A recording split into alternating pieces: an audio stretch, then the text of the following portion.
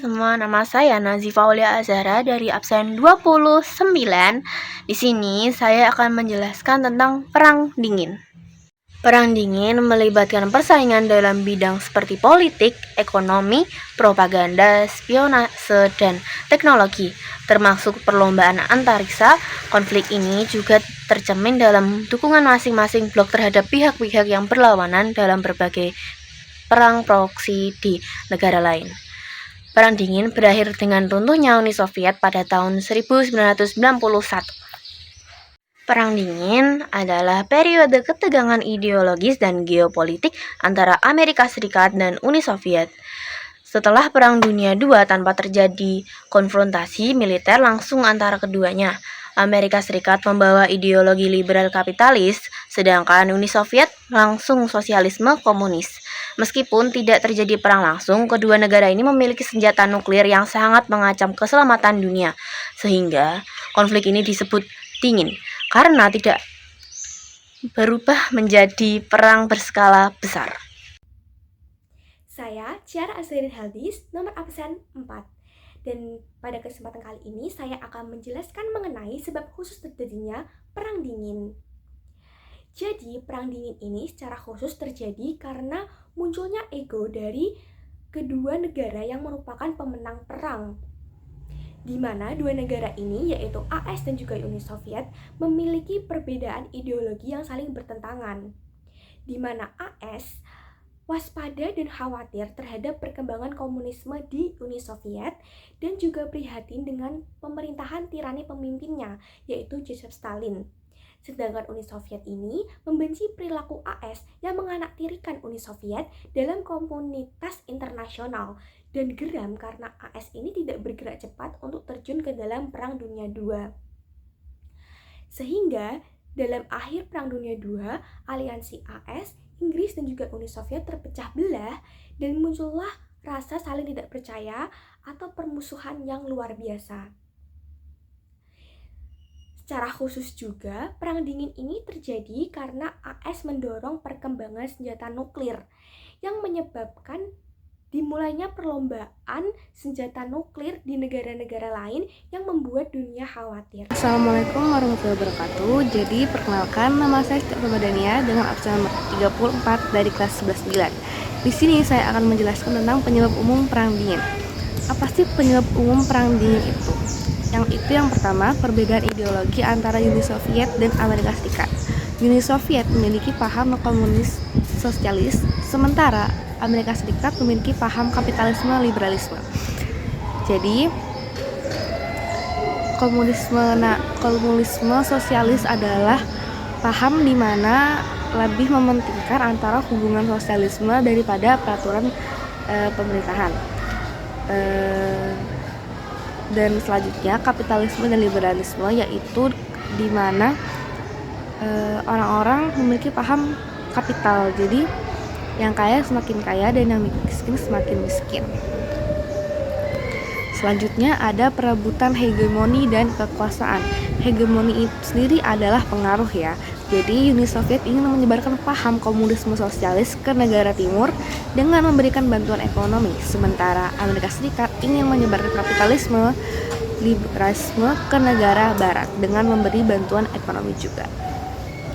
Oke, selanjutnya ada nomor 3, yaitu berdirinya Pakta Pertahanan. Blok Barat membentuk NATO yang merupakan organisasi pertahanan negara Atlantik Utara dengan tujuan menahan laju komunis di Eropa. Pada mulanya NATO hanya merupakan perjanjian pertahanan antara Inggris dan Perancis, tapi kemudian dia juga bergerak di Atlantik Utara. Setelah dibentuknya NATO, Uni Soviet membentuk Pakta Pertahanan dengan negara-negara lain yang juga berhaluan sosialis komunis. Pakta tersebut dibentuk di Warsawa dan dinamai Pakta Warsawa. Oke, sekian dari saya, terima kasih. Assalamualaikum warahmatullahi wabarakatuh. Perkenalkan, saya Safrita Ratnawardhani, absen 31. Di video kali ini saya akan menjelaskan bagian saya mengenai tahapan Perang Dingin. Jadi, Perang Dingin terbagi menjadi 6 tahap. Nah, pada tahap pertama, yakni terjadinya kudeta komunis di Cekoslovakia pada tanggal 21 Februari 1948 dan terjadinya sebuah program ekonomi skala besar atau bisa disebut dengan Marshall Plan pada tahun 1947 oleh Amerika Serikat yang memiliki tujuan membangun kembali kekuatan ekonomi negara di Eropa setelah Perang Dunia Kedua terjadi. Selanjutnya, peristiwa yang ketiga ialah pembolotan Tito kepada pihak komunis mengakibatkan dikeluarkannya Yugoslavia dari Biro Informasi Komunis atau Komintern pada tahun 1948. Selanjutnya, pada tanggal 12 Maret 1947, Presiden Amerika Theodore Harry S. Truman mengeluarkan kebijakan Doktrin Truman. Nah, doktrin Truman ini itu adalah sebuah kebijakan di mana akan mendukung Yunani dan Turki dengan bantuan ekonomi dan militer untuk mencegah mereka jatuh ke dalam lingkup Soviet. Tahap kedua terjadinya Perang Dingin yang terjadi pada tahun 1947 sampai 1953. Pada tanggal 4 April tahun 1949 dibuat sebuah Fakta Pertahanan Atlantik Utara atau biasa dikenal dengan NATO yang ditandatangani oleh 12 negara untuk membangun sebuah kerjasama militer dan demi mencegah penyebaran paham komunisme oleh pihak Uni Soviet. Setelah terjadinya Perang Dunia Kedua, akan terjadi lagi perang saudara, yakni perang antara Tiongkok, ini antara Partai Komunis dan Partai Nasionalis, dan berakhir pada tahun 1949 dengan pihak komunis yang berhasil menguasai daerah Tiongkok daratan. Selanjutnya, terjadi sebuah konflik antara Korea Utara dengan Korea Selatan pada tanggal 25 Juli 1950. Dan ini disebabkan karena adanya perbedaan ideologi serta persaingan antara Amerika Serikat dengan Uni Soviet yang melakukan proxy war. Tahap ketiga Perang Dingin yang terjadi pada tahun 1953 sampai 1956. Pada tahun 1953 terjadi pemberontakan komunis di daerah Kuba. Pemberontakan yang dipimpin oleh Fidel Castro dan Che Guevara berhasil menggulingkan rezim Fulgencio Batista. Kemenangan ini membuat Amerika Serikat mengembargo daerah Kuba. Selanjutnya, dibentuk sebuah Pakta Warsawa yang merupakan tandingan dari NATO. Pakta Warsawa ini merupakan sebuah fakta perjanjian militer antara negara-negara di kawasan Eropa Timur yang memiliki ideologi komunis. NATO mulai berekspansi dengan membuat fakta pertahanan di berbagai wilayah kawasan, yakni ada SEATO, ANZUS, dan SENTO. SEATO, Southeast Treaty Organization. Tujuannya untuk membendung bahaya komunis di kawasan Asia Tenggara, khususnya di daerah Vietnam. SEATO terbentuk akibat ditandatangannya Southeast Asia Collective Defense Treaty Convention di Manila pada tanggal 8 September 1954. Namun, SEATO itu dibubarkan pada tanggal 30 Juni 1977 akibat banyak anggota yang mundur dari keanggotaan. Setelah itu ada organisasi ANZUS atau biasa dikenal dengan Australia, New Zealand, United States Security Treaty. Nah, ANZUS ini didirikan oleh Amerika Serikat bersama Australia dan Selandia Baru pada tanggal 1 September 1951. Tujuan ANZUS adalah untuk menghambat persebaran pengaruh komunis di kawasan Australia dan Osmania. Selanjutnya ada organisasi SENTO atau biasa dikenal dengan The Central Treaty Organization. Nah, merupakan sebuah organisasi defensif untuk mempromosikan berbagai tujuan politik, militer, dan ekonomi dengan tujuan utama yakni untuk mencegah serangan komunis dan mendorong perdamaian di Timur Tengah. Assalamualaikum warahmatullahi wabarakatuh. Perkenalkan, saya Berliana Raneswari Ayuwangi dari kelas 11-9. Di sini saya akan membawakan materi kronologi Perang Dingin pada tahun 1955 hingga 1958. Pada tahun 1955 dibentuknya organisasi oleh Uni Soviet, yaitu Pakta Warsawa. Pakta Warsawa adalah aliansi militer dari negara-negara Blok Timur yang didirikan dengan tujuan untuk persiapan dari kemungkinan ancaman Blok NATO. Pakta Warsawa dirancang dan diresmikan di Khrushchev pada tahun 1955.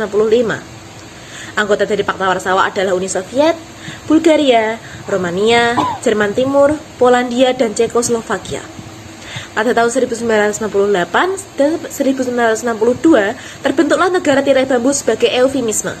Negara tirai bambu terbentuk sebagai eufemisme atau filter untuk memperjelas batas politik antara negara komunis dan kapitalis. Lalu krisis rudal di Kuba pada tahun 1955 hingga 1966. Perselisihan internasional Soviet dan Cina dikarenakan adanya perbedaan pandangan dan penafsiran tentang Marxisme atau teori sosial, ekonomi, politik yang membahas lingkup kelas sosial, dan Marxisme-Leninisme atau kepentingan rakyat sepenuhnya yang diwakili oleh partai. Hal ini menyebabkan revolusi komunis dua tahap untuk menggagalkan kapitalisme. Pada tahun 1962 hingga 1985, kubu komunis Cina dan Uni Soviet mengalami border konflik. Dan juga ada penggulingan kerajaan Kamboja oleh komunis. Komunis di Kamboja yang dipimpin oleh Pol Pot berhasil menggulingkan kerajaan Kamboja. Pakta Warsawa yang ingin menghentikan reformasi liberal kapitalis sempat melancarkan operasi Danube ke Cekoslovakia untuk menghentikan reformasi liberalisme dan memperkuat partai komunis. Sekian dari saya. Wassalamualaikum warahmatullahi wabarakatuh. Halo semuanya, perkenalkan nama saya Prima Kusmawati, absen 29. Di sini saya akan menjelaskan tentang akhir Perang Dingin. Jadi, akhir Perang Dingin pada tahun 1970. Keadaan antar negara pada saat itu mulai membaik. Pihak Barat menandatangani perjanjian SALT untuk mengurangi persenjataan strategis. Contohnya, misil di Kuba dan Turki Yunani mulai dihilangkan. Yang kedua, Uni Soviet mulai berubah ketika Mikhail Gorbachev memimpin Komite Sentral Partai Komunis. Kenapa kok bisa berubah? Karena ia menerapkan dua sistem politik. Yang pertama, glasnost dan perestroika. Glasnost dalam bahasa Rusia artinya keterbukaan. Ia menerapkan kebijakan dalam pemerintahan yang terbuka untuk mengurangi korupsi dan mengurangi penyalahgunaan kekuasaan di pemerintahan maupun di Partai Komunis Uni Soviet. Yang kedua yaitu perestroika. Perestroika dalam bahasa Rusia yaitu serangkaian perubahan kebijakan ekonomi untuk memulihkan ekonomi Uni Soviet. Gorbachev menarik pasukan dan dukungannya di seluruh dunia. Contohnya memperbaiki hubungan dengan Cina, mengutuk invasi Irak atau Kuwait, memperbaiki hubungan dengan Cina, dan menghentikan bantuannya ke Kuba. Selanjutnya, pada November 1989, tembok Berlin hancur. Peristiwa ini menandai berakhirnya Perang Dingin. Selanjutnya, Pakta Warsawa bubar pada 1991. Hal ini menandakan bubarnya Blok Timur atau Blok Komunis. Amerika Serikat dan Uni Soviet berkomunikasi secara intensif. Mereka berdialog di Malta dan mendeklarasikan berakhirnya Perang Dingin. Dialog tersebut juga berlanjut di kapal Uni Soviet yang bernama Maxim Gorky. Dua negara ini setuju untuk mengurangi kekuatan militer dan persenjataan di Eropa. Gorbachev juga mengatakan ia tidak akan memulai perang terbuka terhadap Amerika Serikat. Perang Dingin benar-benar mulai runtuh selama pemerintahan Mikhail Gorbachev yang mengubah aspek-aspek yang lebih totaliter dari pemerintahan Soviet dan mencoba untuk mendemokratisasi sistem politiknya.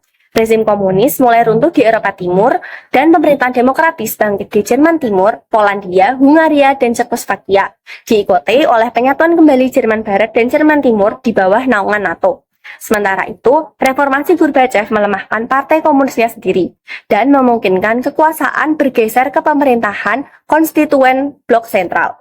Uni Soviet runtuh pada akhir tahun 1991, memunculkan 15 negara baru merdeka termasuk Rusia dengan pemimpin yang anti-komunis.